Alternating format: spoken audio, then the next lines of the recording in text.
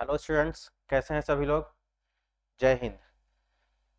साथियों, UP board का exam बिल्कुल आपके नज़दीक, आपके दहलीज पे खड़ा हुआ है। और ऐसे में जितने भी एस्पिरेंट्स हैं जो यूपी बोर्ड के एग्ज़ाम की तैयारी कर रहे हैं, वो बिल्कुल दनादन लगे हुए हैं कि मुझे कैसे भी करके इस टारगेट तक पहुंचना है, कि हम मेरा टारगेट होना चाहिए कि 100 में से 100 मार्क्स मुझे कैसे मिलेगा। इन्हीं प्रॉब्लम्स का सलूशन लेने के लिए मैं यहाँ पे आया हुआ हूँ कि how to write answer in board exam. आपको बोर्ड एग्जाम में कैसे अपने आंसर को लिखना है कि जिससे आप अपने नंबर को कम से कम 10 नंबर तो इंक्रीज कर ही सकते हैं। कैसे आप इंक्रीज करेंगे उसी पे हम लोग बात करेंगे। और वीडियो के लास्ट में भी मैं 5 टिप्स आपको बताऊंगा कि जिससे आप अपने पेपर का प्रेजेंटेशन कितना बेहतर कर सकते हैं। बेहतर से बेहतर जो एक सीक्रेट ट्रिक है वो मैं आपको बताऊंगा अभी लास्ट 5 मिनट में कि आप अपने प्रेजेंटेशन को कैसे कर सकते हैं। देखिए साथियों, जब भी आप बोर्ड एग्जाम दे रहे होते हैं, सपोज करिए कि आपने बोर्ड एग्जाम में बैठ के अपने आप कॉपी को लिख दिया। अब कॉपियां क्या होती हैं? कॉपियां जाती हैं एग्जामिनर के पास चेक होने के लिए।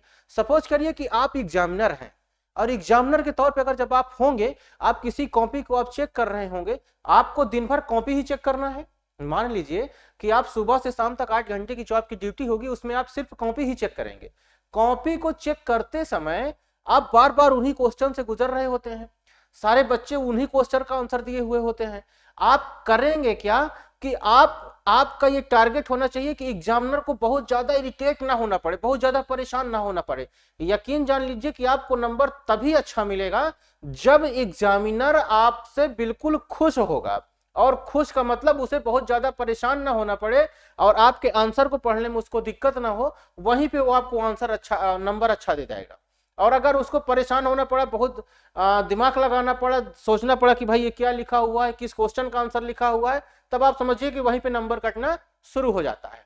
और अभी आइए मैं हम लोग आगे चर्चा करते हैं और देखते हैं कि आगे क्या क्या होने वाला है। आप समझिए कि आपकी जब जब आप एग्जाम दे रहे होते हैं, एग्जाम्स में आपके पास क्या क्या समस्याएं होती हैं। जो समस्याएं होती हैं उन समस्याओं का ये समाधान है। और मैंने even board exam, UP board, CBSE board, ICSE board के बहुत सारे एग्जामिनर से मैंने बातचीत किया कि जो लोग कॉपियों को चेक करते हैं, चेक करते समय वो किन बातों का ध्यान रखते हैं, किन मापदंडों का ध्यान रख के आप नंबर को देते हैं, कैसे आप नंबर को काटते हैं, किस जगह पे काटते हैं, कहां आप नंबर फुल मार्क्स देते हैं। उन सारे बिंदुओं पर मैंने उनसे चर्चा किया। वही मैं आप लोगों को बताने आया हूं कि क्यों आप लोग उस तरह की कोई गलती ना करें कि जिससे कोई नंबर आपका कटे। चलिए हम लोग पहले समस्याओं के बारे में बात करते हैं, उसके बाद हम लोग इसका आंसर तलाशते हैं। देखिए, पहले जो समस्या साथियों होती है, सबसे पहली समस्या होती है कि राइटिंग स्पीड आपकी स्लो है। अगर राइटिंग स्पीड स्लो है तो आपको क्या करना चाहिए? जनरली ये समस्याएं होती हैं। सेकेंड है बैड राइटिंग। बैड राइटिंग मतलब कि जो गलत आपने लिख दिया, खराब लिखावट हो गई है, उस कंडीशन में आप क्या करेंगे? Cut in answer. आप अपने कॉपी में जब भी कभी मान लीजिए कि आप कहीं कुछ लिख रहे हैं और कुछ कट करने की जरूरत आ गई है, आप कट को कैसे करेंगे कि जिससे आपका प्रेजेंटेशन खराब ना होने पाए। प्रेजेंटेशन को आपको हाई लेवल बनाए रखना है। कैसे बनाए रखेंगे हम लोग उस पर चर्चा करेंगे। अगला है आंसर याद नहीं आता है। अगर कोई आपको आंसर नहीं याद आता है, उस कंडीशन में आप क्या करें कि आपको तुरंत माइक्रो सेकेंड में आपको आंसर रिकॉल हो जाए। कैसे रिकॉल होगा उस पर भी हम लोग चर्चा कर रहे होंगे। अगला है कि पेपर का प्रेजेंटेशन आप कैसे करोगे कि जिससे आपका प्रेजेंटेशन एग्जामिनर के सामने जब जाए तो लगे कि नहीं, वाकई में बच्चे ने मेहनत किया हुआ है और अच्छा सा उसने प्रेजेंटेशन हमारे सामने प्रेजेंट किया हुआ है। साथियों, एक बात मैं और आपको बता दूं, बहुत ज्यादा आपने ये सुना होगा, जब रिजल्ट आता है तो आपने देखा होगा कि अरे फला लड़का जो था उसने तो इतना मेहनत तो किया नहीं था, उसके नंबर मेरे से अच्छे कैसे आ गए। जबकि मैं पढ़ने में क्लास में मैं देखता हूं कि मैं उससे अच्छा मतलब कि कई गुना अच्छा हुआ करता था। आप ये समझ लें कि आपको क्या लगता है कि क्या बहुत ज्यादा पढ़ने वाले के नंबर अच्छे आते हैं? नहीं। जो अपने प्रेजेंटेशन को अच्छे तरीके से प्रेजेंट कर देते हैं, भले उनको आंसर किसी का कम या ज्यादा आता है, वो मायने नहीं रख रहा है। मायने ये रखेगा कि आप अपने आंसर को प्रेजेंट किस तरीके से करते हैं, वो मायने रखता है। आइए हम लोग बात करते हैं कि एक टॉपिक पे कि कैसे हम लोगों को काम करें। देखिए, राइटिंग स्पीड जब भी आप लिखें तो सबसे पहले आप ये समझे कि राइटिंग स्पीड इतनी फास्ट भी नहीं होनी चाहिए कि इतनी फास्ट हो गए कि आपको कुछ समझ में नहीं आ रहा है कि क्या यहाँ लिखा है और क्या नहीं लिखा, आप खुद अपनी लिखावट को नहीं पढ़ पाए। जनरली होता क्या है कि बोर्ड एग्जाम्स में आपको करना यह है कि आपको 15 मिनट का समय दिया जाता है केवल अपने पेपर को पढ़ने के लिए। 15 मिनट का समय दिया जाता है। उस 15 मिनट में साथियों आपको सबसे पहले ऊपर से नीचे तक पूरे आपको पेपर को एक बार रीड कर लेना है। ऐसा नहीं करना है कि सीधा क्वेश्चन मिला, क्वेश्चन पेपर मिला, क्वेश्चन नंबर 1 डाला और सीधा सा लिखना शुरू कर दिया। ये नहीं करना है। अगर ये आप करेंगे तो आपको ये पता नहीं चलेगा कि आगे हमको किन किन क्वेश्चन को फेस करना है, कैसे कैसे फेस करना है, किस पे कितना समय देना है, इन सब के बारे में कोई जानकारी आपको नहीं मिल पाएगी। ऐसी कंडीशन में आप चूक जाओगे। इसलिए आपको पहले 15 मिनट का जो समय दिया उसका भरपूर उपयोग करिए और 15 मिनट में पहले पूरे क्वेश्चन को शांत मन से बैठ के आराम से पढ़िए। 15 मिनट इसीलिए दिया जाता है कि आप बिल्कुल आराम से उसको पढ़िए और समझिए कि अब हमको आंसर, अगला जो समय है हमारा 3 घंटे का, उसमें आपकी रणनीति किस प्रकार की होनी चाहिए कि जिससे आपका क्वेश्चन छूटे भी ना और आपको इस तरीके से भी नहीं करना है कि नहीं इतना जल्दी जल्दी आप लिखते चले जाओ कि चीजें आपको समझ में, आप खुद नहीं पढ़ पा रहे हो तो एग्जामिनर क्या करेगा। जब एग्जामिनर इरिटेट हो जाएगा तब आप समझिए कि वहां पे आपको आंसर नहीं, नंबर नहीं देगा, फुल नंबर नहीं देगा, नंबर कटना बिल्कुल तय है। इसलिए जब आप स्पीड में लिखें तो उस स्पीड का भी ध्यान रखें कि स्पीड और राइटिंग इस तरीके से हो कि आप पढ़ पा रहे हैं उसको, कम से कम आप खुद तो पढ़ ही पा रहे हो। आगे आ जाइए। और जब आपकी बैड राइटिंग, जैसे आप देखिए किसी बच्चे ने इस तरीके की राइटिंग लिख रखी, अब इसमें हमको पता ही नहीं चल रहा है किसने आखिर लिखा क्या है, और वो बच्चा अगर शायद खुद यहाँ पे होता तो वो खुद भी इसको पढ़ नहीं पा रहा होता कि भैया ये लिखा क्या है। देखिए इसमें क्या लिखा है कुछ पता ही नहीं चल रहा है। इन्हीं चीजों से बचना है। कम से कम ऐसे लिखिए कि वो रीडेबल हो, एग्जामिनर उसको देख पाए, लिख पाए, समझ पाए, कि देख पाए कि भैया ये क्या लिखा हुआ है। और अगर ये 5 नंबर का क्वेश्चन है तो तुरंत 5 नंबर का गोला करके और आगे चिड़िया बैठा के निकल जाए। ये होना चाहिए। इस तरीके से आप लिखोगे। देखिए जैसे ये कट किया है, अभी मैं आगे आपको चर्चा करूंगा कि ये कट इस तरीके से नहीं करना है, कैसे, अगर मान लीजिए कट करने की जरूरत भी है तो कैसे कट करेंगे, अभी हम लोग अगले पॉइंट पे चर्चा कर रहे होंगे। इसलिए साथियों आपको ये सब कुछ नहीं करना। खास तौर से जो हमारे हाई स्कूल के बच्चे हैं, हाई स्कूल के बच्चे फर्स्ट टाइम इस समय वो बोर्ड एग्जाम में बैठने जा रहे हैं, उनके पास थोड़ा सा हेजिटेशन ज्यादा होता है। हेजिटेशन को कुछ नहीं करना, हेजिटेशन को बिल्कुल निकाल फेंकिए और बिल्कुल मस्ती के साथ आंसर करिए, बोर्ड एग्जाम दीजिए। कारण ये है कि आपको ये मान के चलना है कि आप अपने लाइफ का सबसे बेस्ट एग्जाम, इस एग्जाम को आपको बनाना है। आप अपने लाइफ का सबसे बेस्ट एग्जाम इसको आप बना के चलेंगे तब मजा आने वाला है। ये आप मानिए, आपको सबसे बेहतर एग्जाम इसको करके दिखा देना है। कोई डर नहीं, किसी तरीके का कोई शिकवा नहीं है। बिल्कुल जो आपने पढ़ा है, जो आपको याद है, उस पर आपको काम करना है। और अगर आप सोचेंगे कि जो आप हेजिटेशन आपने ले लिए, डर आपके अंदर बैठा लिया, देखिए जो चीज से आप जितना डरोगे उतना ही वो डराता जाएगा। इसलिए सिर्फ ये भय का भूत है और कुछ नहीं है। डर कुछ नहीं करना है, सिर्फ आपको अपने कॉन्फिडेंस के साथ आपको जाना है। और सबसे पहले अभी मैं और आगे चर्चा करूंगा कि आप जब सेंटर पे बैठेंगे तो आपको कैसे कैसे काम करना है। क्योंकि देखिए जब हाई स्कूल वाले बच्चे जाते हैं उनको कुछ पता तो होता नहीं है, फर्स्ट टाइम वो बोर्ड में बैठ रहते हैं। आपको करना यह है कि जब भी आप अपने क्लास में इंटर करें, बोर्ड एग्जाम के क्लास में जा रहे हैं, सेंटर पे जा रहे हैं, उस कंडीशन में सबसे पहले अपने आप अनुक्रमांक के अनुसार अपनी उचित सीट को तय करें कि किस सीट पे आपको बैठने की परमिशन दी जा रही है, उस सीट पे आप पहुंचिए। और बैठने से पहले आप अपने चारों तरफ, सीट के सराउंडिंग में आप चारों तरफ देख लीजिए कि कहीं कोई चिट पुर्जी, कोई ऐसी चीज जो कि वैध नहीं है और आपके पास हो सामग्री, उसको तुरंत आप बाहर करिए। क्योंकि जब भी कभी आपके पास बैच या एग्जामिनर या कक्ष निरीक्षक आएगा तो वो कभी आपसे ये नहीं पूछेगा कि ये आपका है कि नहीं है, आपकी सीट पे है। कभी कभी होता क्या है कि सीट के नीचे देखेंगे तो उसमें भी घुसा हुआ होता है, वो सब चेक कर लेना है। नहीं, अगर सीट में घुसा मिल गया और आप बैठे हैं तो सबसे पहले आप समझ लीजिए कि वो आपसे ये नहीं पूछेगा ये आपका है कि नहीं है, आपकी सीट में है, दैट मीन्स आपका है। और आपके में सीधे टिकट का पेन चल जाएगा। इस कंडीशन में साथियों बड़ी सावधानी के साथ आपको चीजों को करना है, बिल्कुल सावधानी बरतने, कोई दिक्कत नहीं होने वाली है। आइए आगे चर्चा करते हैं हम लोग। देखिए कट इन आंसर, जब भी कभी मान लीजिए कि आपने इस तरीके से अपना आंसर लिखा है, मान लेते हैं कि आपने इस तरीके से आंसर लिखा है, सबसे पहले आप ये सुनिश्चित कर लें कि जब भी आप जाएं कम से कम आपके पास 2 ब्लू और 2 ब्लैक पेन आपके पास होना चाहिए। अगर 2 ब्लू और 2 ब्लैक पेन आपके पास रहे, कोशिश ये करिए कि उसको 1-2 पेज आप पहले से लिख के रख लीजिए। थोड़ा सा उसको जो है, जब 1-2 पेज आप लिख लेंगे, जिसको कहते हैं रमा करना, रमा अगर कर लेंगे तो थोड़ा सा राइटिंग और अच्छी बनने लगती है। नया पेन लेके जाएंगे तो वो थोड़ा सा चलने में दिक्कत करता है, इसलिए उसको घर से ही पहले 1-2 पेज लिख के बढ़िया से उसको फिट कर लीजिए, ताकि अब लिखने के लिए बिल्कुल फिट रहे, रेडी रहे, कोई दिक्कत ना हो। और एक पेंसिल आपके पास जरूर होनी चाहिए, पेंसिल होनी चाहिए। मान लीजिए कि आप यहाँ पे हैं, सपोज करिए कि आप यहाँ पे हैं और यहाँ पे आपको कोई कट करने की जरूरत आ गई। मान लीजिए यहाँ पे कोई कट करने की जरूरत आ गई है, आपको यहाँ पे अगर कट करना है तो आप सीधा से एक कट ऐसे आप लगा दीजिए। ये आपने ऐसे कट लगा दिया, मान लीजिए यहाँ पे आपको कोई कट लगाना है, आपने यहाँ पे ऐसे कट लगा दिया। ये तरीका है आपको कट करने का। और अगर यहीं पे आप इसी कट को ऐसे ऐसे कर देते, ऐसे ऐसे कर देते, ऐसे ऐसे कर देते, तो ये देखिए इतना भद्दा दिखने लगा कि आपका प्रेजेंटेशन वहीं का वहीं खराब है। एग्जामिनर देखेगा, कहेगा ये क्या कर दिया है। तो इस कंडीशन में कोई कट लगाना, सीधा एक ऐसे लाइन खींच दीजिए, काम खत्म। जो टॉपर्स करते हैं, टॉपर्स कैसे टॉप आते हैं, इन्हीं ट्रिक्स को फॉलो करके ही टॉप तो करते हैं। वही क्वेश्चन, वही आंसर, वही पेन, वही टेबल, वही बोर्ड, सब कुछ वही है, लेकिन उनके वो टॉप कर जाते हैं। और कुछ बच्चे होते हैं कि जो थर्ड हो जाते हैं। क्यों हो जाते हैं? तो आप कहीं ना कहीं आप अपने तरीके को बदलिए, यही करना है। तो कट कैसे करना है, ये बातें समझ में आ गई कि कोई भी कट लगाना है तो इस तरीके से नहीं करना है, इस तरीके से आपको कट करना है। आगे देख लीजिए, आपको कह रहा है कि जब कोई आंसर नहीं आ जाता है, आप जब भी आप पढ़िए, कोशिश ये करिए कि आप अपने आंसर को पिक्चर फॉर्म में स्टोर करके रखिए। पिक्चर फॉर्म में कैसे स्टोर करेंगे?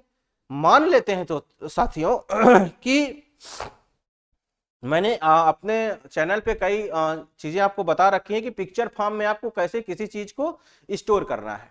जब आप पिक्चर फॉर्म में किसी चीज को आप स्टोर करते हैं तो वो झट से तुरंत रिकॉल हो जाती है। जैसे मान लेते हैं, अगर मैं आपको कोई कोड याद करने के लिए दे देता हूं, सपोज करिए कि मैंने आपको कोड दे दिया है। देखिए मैं थोड़ा सा आपको यहां पे बता दूं कि आपको कैसे किसी चीज को याद करना है। मान लेते हैं कि आपको क्या करना है, मान लेते हैं कि आपको अगस्त के लिए एक कोड याद करना है 3। आपको क्या करना है? अगस्त के लिए कोड याद करना है 3।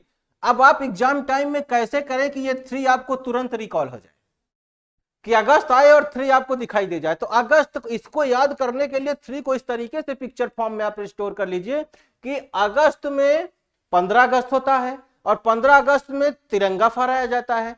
तिरंगा कितने कलर का होता है भैया? 3 कलर का होता है। आपको तुरंत, अब जब आप ऐसे याद कर लिए कि अगस्त में तिरंगा होता है, तिरंगा 3 कलर का होता है, इसलिए यहाँ पे 3 लिखा हुआ है, तब तो ये आपके लिए लाइफ टाइम स्टोर हो गया, अब आप भूलोगे नहीं।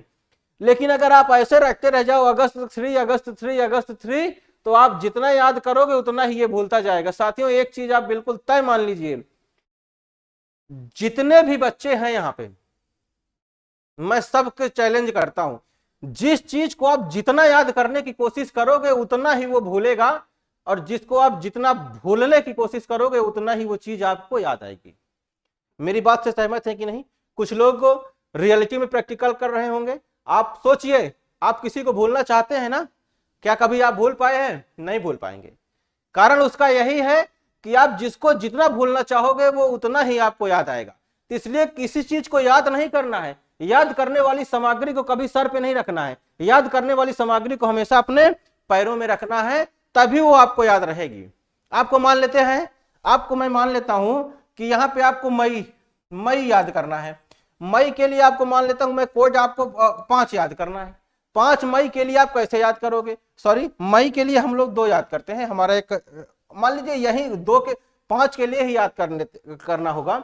तो मई के लिए कुछ कोड आप उसी तरीके से जनरेट कर लीजिए कि जो आपके पिक्चर फॉर्म में स्टोर हो जाए और पता चल जाए आपको। तो इसलिए आपको किसी भी अपने आंसर को याद करने के लिए और एक तरीका और भी होता है। मान लेते हैं कि आप लाइट के चैप्टर में हैं, लाइट के चैप्टर में आपका कोई क्वेश्चन आपके पेपर में आ गया है, तो सबसे पहले आप रिकॉल करिए, आप उस चैप्टर को रिकॉल करिए, और चैप्टर रिकॉल अगर हो जाता है तो आप उसके टॉपिक को रिकॉल करिए।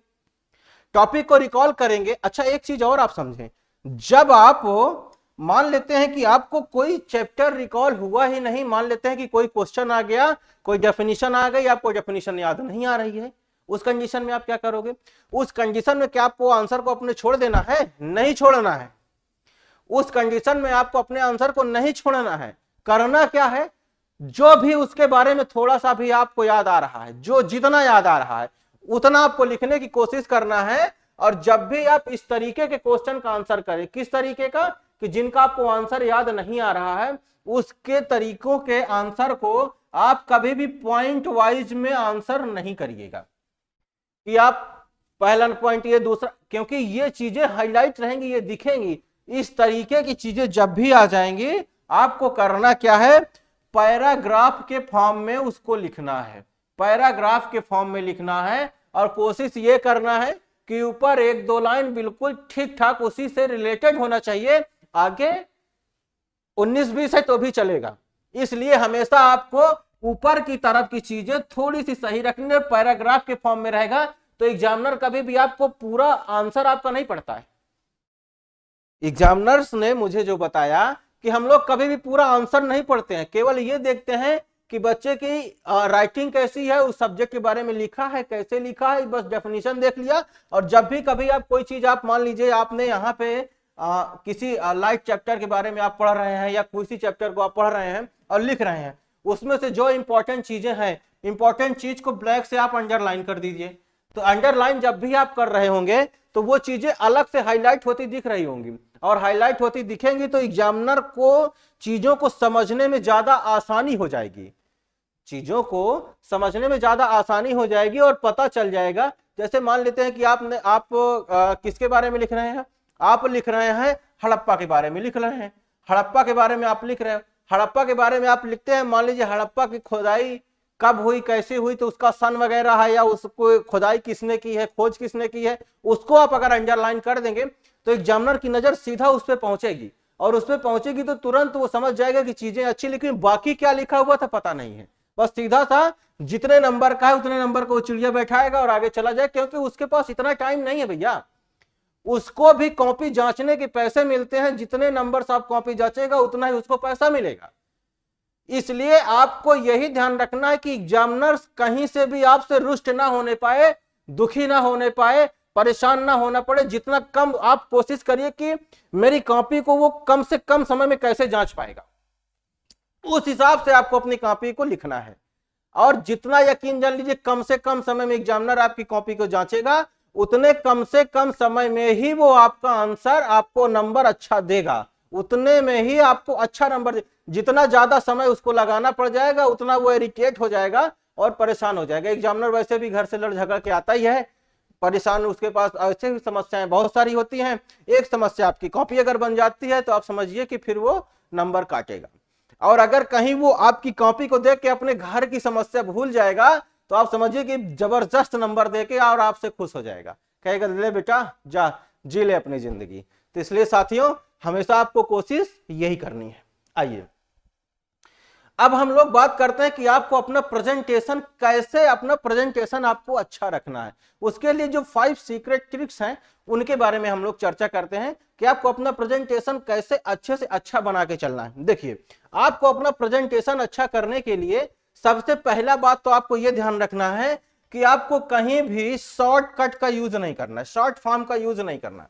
शॉर्ट फॉर्म का मतलब कि आप समझिए कि जैसे आप व्हाट्सएप और फेसबुक इंस्टा के दुनिया में हम लोग आज जी रहे हैं, हम लोग क्या करते हैं, गुड मॉर्निंग भी किसी को कहना होता है तो हम लोग सिर्फ जीएन लिखते हैं, सिस्टर लिखना होता है तो हम लोग सिर्फ सिस लिखते हैं ना। तो ये चीजें नहीं करनी है, जो प्रॉपर है वो आपको, क्योंकि इसकी हमको लत लग चुकी है, ये नहीं करना है। आपको अगर कुछ भी लिखना है आप उसको प्रॉपर लिखिए, जिस तरीके से जिस फॉर्म में लिखा जा रहा है उसी फॉर्म में आप लिख के चलेंगे तभी मजा आएगा, नहीं तो मजा नहीं आने वाला है। तो आपको अपना प्रेजेंटेशन अच्छा रखने के लिए शॉर्ट फॉर्म का यूज नहीं करना है। आगे आ जाइए, कह रहा है कि कट राइट इन पेंसिल। मैंने ये चीज आपको पहले भी बताया है कि जो भी आपको कटिंग करना है वो पेंसिल से सिर्फ सिंगल लाइन खींच दीजिए, एग्जामिनर केवल समझ जाएगा कि ये कट है तो इसका मतलब कट है, इसको हमको रीड नहीं करना है, वो कट समझ जाएगा। और वहीं पे आप उसको सीधा सा ऐसे ऐसे गुचपुचा दोगे तो पूरा कॉपी का प्रेजेंटेशन की वो दैया मैया कर देगा साथियों। इसलिए आपको ऐसा नहीं करना, सिर्फ सिंगल एक कट लगा देना है, बस बात खत्म हो जाएगी। आगे आ जाइए, जो आपका फाइनल आंसर आता है, जो भी आप फाइनल आंसर, मान लीजिए आप मैथ्स या फिजिक्स का कोई क्वेश्चन सॉल्व कर रहे हैं और जो भी आपका फाइनल आंसर आ रहा है, फाइनल आंसर जैसे मान लीजिए ई बराबर MC स्क्वायर आप लिख रहे हो, तो इसको आप एक बॉक्स में ऐसे लिख दीजिए। जैसे ही आप ऐसे लिखोगे तो ये पता चलेगा, अलग से पता चलेगा कि भैया ये इसका फाइनली आंसर है। एग्जामिनर क्या करेगा, एग्जामिनर के पास भी आंसर शीट होती है, आंसर शीट होती है उनके पास, और किस क्वेश्चन पे कितना नंबर देना होता है और स्टेप वाइज वो आंसर भी देते हैं। मान लीजिए आपने कोई मैथ का क्वेश्चन किया है और फर्स्ट स्टेप आपने उसका सही कर दिया है, फर्स्ट स्टेप के लिए 1 नंबर है, और अगर सेकंड स्टेप के लिए 3 नंबर है, अगले स्टेप के लिए फिर 2 नंबर, मान लीजिए टोटल 6 नंबर का क्वेश्चन है, तो अगर आपने पहला स्टेप सही कर दिया तो 1 नंबर उसको देना है जी, बिल्कुल देगा। और अगर दूसरा स्टेप सही कर दिया तो तीसरा भी नंबर आपको मिल जाएगा, मतलब 4 नंबर मिल जाएगा। ये सीक्वेंस को वो फॉलो करता है, उसको पता होता है कि हमको किस जगह पे कितना नंबर देना है। तो आपको यही ध्यान रखना है कि आपका आंसर जो हो, जो भी लास्ट में आंसर आएगा उसको आप एक बॉक्स में कर देंगे तो पता चल जाएगा कि आंसर हमको कैसे करना है, या आंसर कैसे वो एग्जामिनर के सामने प्रेजेंट हो जाएगा कि भैया इसका ये आंसर है, इसको इतना नंबर दे दिया जाए, वो अपना चिड़िया बैठा है और आगे निकल गया। हमको केवल एग्जामिनर को उसको कम से कम मेहनत करनी पड़े, लगे कि नहीं हाँ कुछ भी आप करते हो तो सीधा सा जैसे आप ऐसे कर लीजिए कि आप कोई आंसर लिख रहे हैं, मान लीजिए आपको आंसर इस तरीके से लिखना है, ऐसे देखिए आपको क्या करना है, ऐसे ही तो लिखते हैं ना, प्रश्नोत्तर संख्या 2, ऐसे आपने लिख दिया। प्रश्नोत्तर संख्या 2 आपने ऐसे लिख दिया, इसमें एक अंडरलाइन कर दिया। अब यहां से आपने अपना आंसर लिखना शुरू कर दिया, जैसे आपने कुछ भी लिख दिया, एक बार की बात, ऐसे जैसे आपने आंसर किया। अब आपको ये आपने आंसर करते आप चले गए, ये आंसर आप करते चले गए। अब आपको प्रश्नोत्तर संख्या चेंज करना है, चेंज करने के लिए आप कम से कम 1 लाइन का गैप दे दीजिए इनके बीच में। ये मान लीजिए आपने यहां तक आपने आंसर किया, ये आपने पूरा आंसर किया है, तो ये वाली लाइन को आप गैप करके फिर आप यहां से लिखिए, फिर आप यहां से लिख लिए प्रश्नोत्तर संख्या, ये आपको अगला जो भी नंबर आएगा उस नंबर से आप लिख लीजिए। दूसरा एक चीज सबसे इंपॉर्टेंट बात ये भी आप ध्यान रखिए कि जब भी कभी भी आप अपने क्वेश्चन का आंसर करिए, कोशिश आप ये करिए कि अगर एक से लेकर आपको कहां तक चलना है, 40वें नंबर तक क्वेश्चन को सॉल्व करना है। आपने पहला देखा, पहला आपको क्वेश्चन आ रहा है, पहला क्वेश्चन का आपने आंसर कर दिया, सेकंड नंबर का क्वेश्चन है, सेकंड नंबर का क्वेश्चन आपको आ रहा है, लेकिन उससे पहले आपको 20 नंबर का क्वेश्चन भी आ रहा है, तो आपने 20 नंबर का कर दिया, फिर उसके बाद आपने सेकंड नंबर का कर दिया। इस कंडीशन में एग्जामिनर परेशान हो जाएगा और परेशान होकर आपको कहेगा यार ये मामला गड़बड़ है, कहीं 3 नंबर किया है तो फिर 40 नंबर किया है, फिर 20 नंबर किया है। ऐसा नहीं करना है। आप एक से जब आपको 40 नंबर तक चलना है, पहले क्वेश्चन का आंसर अगर आ रहा है, पहले क्वेश्चन का अगर आंसर आ रहा है तो पहले का आप कर दीजिए, 2 का नहीं आ रहा है 2 छोड़ दीजिए, फिर 3 पे आ जाइए, 3 आ रहा है उसका करिए, नहीं आ रहा है छोड़ दीजिए, फिर 4 पे चले जाइए। तो सीक्वेंस उसका गड़बड़ ना करिए, सीक्वेंस अगर सही रहेगा तो ये भी प्रेजेंटेशन का बहुत ही इंपॉर्टेंट चैप्टर है, और प्रेजेंटेशन इससे बहुत बेहतर रहता है। एग्जामिनर इससे परेशान नहीं होगा, इरिटेट नहीं होगा, और वो इरिटेट नहीं होगा आपको, तो उसको केवल मोटिवेट करके उससे केवल अपना आंसर लेना, अपना आप उसको नंबर लेना है, कैसे भी करके वो नाराज ना होने पाए। किसी से अगर हमको कुछ जरूरत होती है, बचपन में हम लोग अगर टॉफी किसी से लेना होता था तो हम लोग क्या करते थे, उससे भैया हो बड़े भैया पैर भी छू लिया करते थे ताकि वो खुश रहे। एग्जामिनर है भाई, एग्जामिनर के सामने आपको कुछ ऐसा प्रेजेंट करना है कि वो बिल्कुल आपसे खुश रहे, कह ले भैया जी ले अपनी जिंदगी। तो इसलिए आपको सीक्वेंस भी खराब नहीं करना है, जिस सीक्वेंस से आप चल रहे हैं उसी सीक्वेंस से दूसरा नहीं आ रहा है दूसरा छोड़ के तीसरे पे चलिए। लेकिन ऐसा नहीं है कि दूसरा नहीं आ रहा है तो सीधा कहां चले गए, 35 नंबर पे चले गए और फिर तीसरे नंबर पे आ गए। तो ये काम जिसके करने से बचना है। आगे आ जाइए। आपको क्या करना है, जो आपका नंबर है न्यूमेरिकल है, न्यूमेरिकल आंसर का जब भी कभी भी आप आंसर करिए, देखिए होता क्या है, एग्जाम जब आप सेंटर पे बैठे होते हैं तो थोड़ा सा कहीं ना कहीं आपके पास प्रेशर रहता है। प्रेशर इस बात का होता है कि हमारा आंसर कहीं छूटे ना, हमारा आंसर कहीं छूट ना जाए। तो इसलिए हमको आपको उस प्रेशर को कम, प्रेशर में रहते हुए इतना ध्यान रखना है कि मान लीजिए आपका लास्ट में कोई आंसर आ गया है, मान लीजिए 500, मान लीजिए 525 आया है, 525 जो भी आया हो, इसका जो भी क्वेश्चन के अनुसार जो भी इसका यूनिट होगा, मान लीजिए ये मीटर है, ये मीटर है तो मीटर जरूर लिखिए बॉस। अगर मीटर आप नहीं लिख रहे तो 525 क्या है एग्जामिनर क्या जानेगा। जो आपसे पूछा जा रहा हो, अगर मीटर है पूछा गया है, आंसर मीटर में आ रहा है, सेंटीमीटर में आ रहा है, जो भी आ रहा है उसको आप हमेशा यूनिट के साथ लिखिए। अगर यूनिट आप नहीं लिखते हो तो ये भी प्रेजेंटेशन बिल्कुल आपका खराब करके रख देगा। इसलिए आप अपने क्वेश्चन के आंसर में यूनिट का जरूर यूज करिए, ठीक है ना। आगे आ जाइए, अगला है रफ वर्क के लिए आप जनरली बच्चे क्या करते हैं कि जैसे एक ये आपका पेपर है, आप क्या करते हो पेपर में इतने साइड में आप क्या करते हो, यहां पे आप अपना गुणा भाग जो भी आप किए रफ वर्क किए और उसके बाद इसको काट देते हो, ये अच्छा लगेगा आपको। और बाकी आपने यहाँ पे पूरा आंसर लिख रखा है, आपने ये पूरा आंसर लिख रखा है, ये तरीका एकदम गलत है, ये एकदम गलत तरीका है। रफ कार्य के लिए क्वेश्चन पेपर आप जो आंसर कर रहे हैं जिस कॉपी पे, उस कॉपी के लास्ट में एक पेपर आप सेलेक्ट कर लीजिए और रफ कार्य ऊपर से बड़े मोटे अक्षरों में लिख दीजिए और रफ कार्य लिख के जितना भी कैलकुलेशन रफ वर्क आपको करना है आप वहीं पे करिए और वहां पे करने के बाद लास्ट में उस पूरे कॉपी को ऐसे आप क्रॉस कर दीजिए। तो ये तरीका केवल देखिए एक ही पेज है ना, एक पेज को आपने पूरा यूज कर लिया, काम खत्म। बाकी सारे पेज जो हैं वो सुंदर राइटिंग सुंदर लिखावट में अच्छा दिख रहा है, एग्जामिनर उससे इंप्रेस्ड होगा। और अगर हर पेज में आप इसी तरीके से रफ वर्क करते जाओगे तो ये भी आपके इंप्रेशन को एकदम बिल्कुल खराब करके रख देगा। तो इन सब चीजों से भी आपको बचना है, ठीक है। अगला देखिए, अगला कह रहा है कि आंसर राइटिंग इन सीक्वेंस, जो मैंने अभी आपको बताया कि आपको सीक्वेंस में लिखना है। अगर सीक्वेंस आप गड़बड़ करके चलते हैं, एक बार मैं फिर से बता दूं कि सीक्वेंस में आप जैसे मान लीजिए कि ये 1 से 6 तक है, आपको 1 नंबर क्वेश्चन आ रहा है आपने कर दिया, 2 नहीं आ रहा है, 2 को छोड़ के आप 3 पे चलिए। और अगर आप ऐसे करते हो कि 2 नहीं आ रहा, आप सीधा 4 पे चले गए, 4 पे जाने के बाद आप 6 पे चले गए, 6 के बाद फिर 3 का कर रहे हो, तो ये सीक्वेंस आपका खराब कर देगा। आपको सीक्वेंस इसे 1 नंबर आ रहा है, 2 नहीं आ रहा है, 2 छोड़ दीजिए, 3 आ रहा है, 3 कर दीजिए, फिर 4 नहीं आ रहा है, 4 छोड़ दीजिए, 5 आ रहा है, 5 कर लीजिए। तो सीक्वेंस से चलिए, उसको पता चलेगा कि क्या क्या आपने छोड़ा है, क्या क्या आपने किया है। ऐसे अगर साथियों आप करोगे तो गड़बड़ हो जाएगा। उम्मीद करता हूं कि जितनी सारी चीजें मैंने आपको बताई हैं ये आपके लिए यूजफुल जरूर होंगी। इनको आप यूज करोगे तो कम से कम 10 मार्क्स तो आप अपने इंप्रूव कर ही पाओगे, ये मेरा भरोसा है। एक बार साथियों सभी को ढेरों शुभकामनाएं बोर्ड एग्जाम में जाने के लिए, खासतौर से उन बच्चों को जो फर्स्ट टाइम बोर्ड एग्जाम्स में जा रहे हैं। बिल्कुल निडर होकर जाइए, शांत मन के साथ अपने आप आंसर को करिए।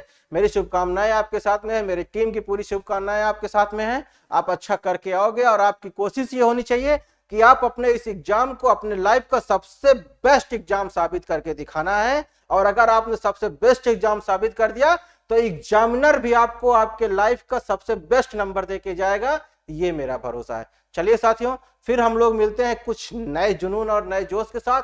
कुछ और हम आपके लिए क्या बेहतर कर सकते हैं, कुछ मैराथन्स वगैरह भी हम आपको देंगे, उनके बारे में टाइम टेबल आपको मिल जाएगा। बहुत बहुत धन्यवाद। जय हिंद, जय भारत।